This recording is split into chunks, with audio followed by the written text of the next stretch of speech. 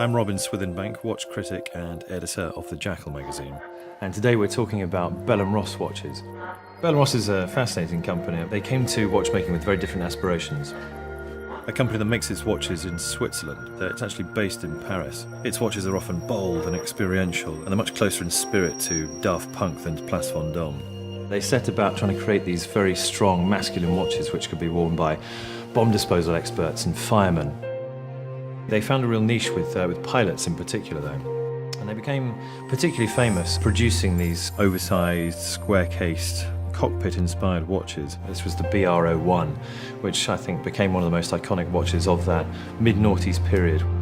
The BR03, which is a slightly smaller version of the BR01, and it has a black ceramic case, black dial, black hands, black numerals. This is a very bold, stealthy piece of watch design. There are lots of steel-cased versions as well. This is a GMT version of the BR03. And when you see it in steel, with some of the edges are polished and some of them are brushed, it has this incredible three-dimensional quality to it. You really see the confidence of the design. And one of the collections which I think has made them famous is the vintage WW1 line of watches that are inspired by the look and feel and the design of First World War watches. Officers, they took their pocket watches and they soldered wire loop lugs to the case so that they could then thread a strap through it and wear it on their wrist. Although Bell Ross is very much known as a pilot's watch brand, if you dig a little bit further, they do some wonderful sports watches as well. This watch, the BR123, is a three-hand automatic with a date.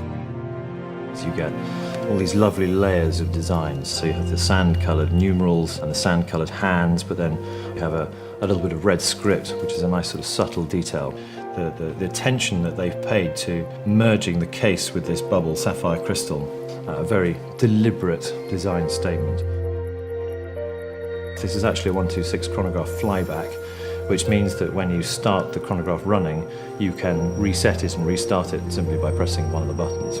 Again, it's incredibly easy to read, but it's also very beautifully designed. There are lots of rose gold elements on this watch, which contrast beautifully with the black dial, the black slimline bezel, and then this tanned leather strap. Bell Ross is a design obsessive. Very simple, but very elegant, very classy sports watches.